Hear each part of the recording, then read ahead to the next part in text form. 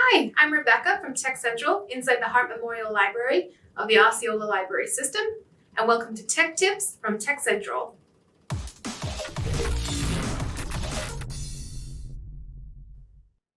DSLR stands for Digital Single Lens Reflex.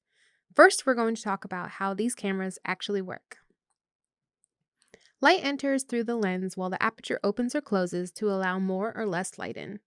Think of it like the human eye. When you move into a darker space, your pupils widen to allow more light in. On the camera, when looking through the viewfinder, the light is hitting a mirror and bounces up through a prism. When taking a photo, the mirror lifts up out of the way as the shutter opens and lets in light through the lens. This light hits the camera sensor, which is then processed as an image. 3 factors affect how the light is captured and what the final image looks like: aperture, shutter speed, and ISO, or International Organization for Standardization, which, yes, technically should be IOFS. These elements will be discussed in another video, so check out our channel for that. Next, we are going to talk about the settings on your camera. The best thing you can do for your photography is get to know your camera. Read the manual, get to know all the features, and just play around and get used to it. Most DSLRs will have similar features and menu options. They just might be accessed differently.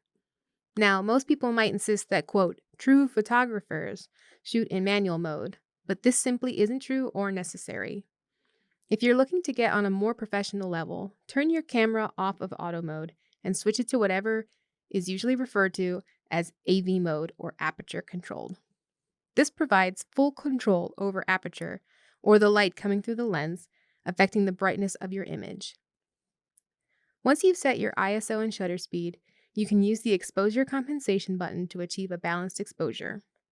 Your camera might come with scene modes, and although they might be handy for beginners, they will not help you on your journey to becoming a better photographer. This is because they have very limited control over the elements of exposure, as the camera will use whatever pre-programmed settings to achieve what would be best results for a particular scene. Other settings in your camera menu will include things like file size, as large as possible, of course.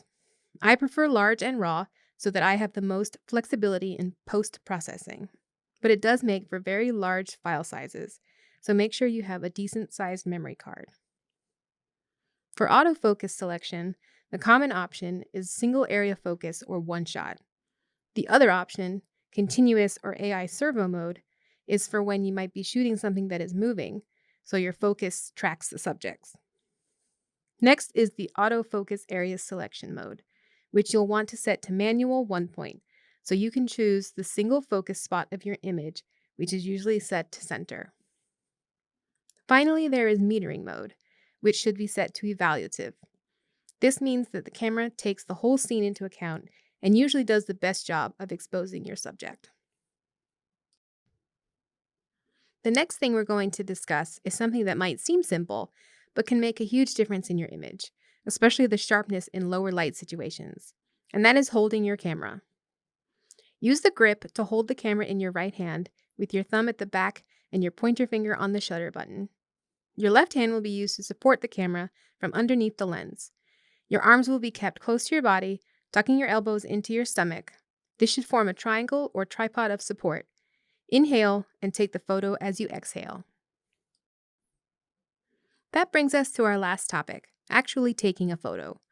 Once you've come across something you want to photograph, look through the viewfinder to figure out your composition, rotating the lens to zoom in and out. When you're ready, press down lightly on the shutter button to find your focus and get your exposure reading.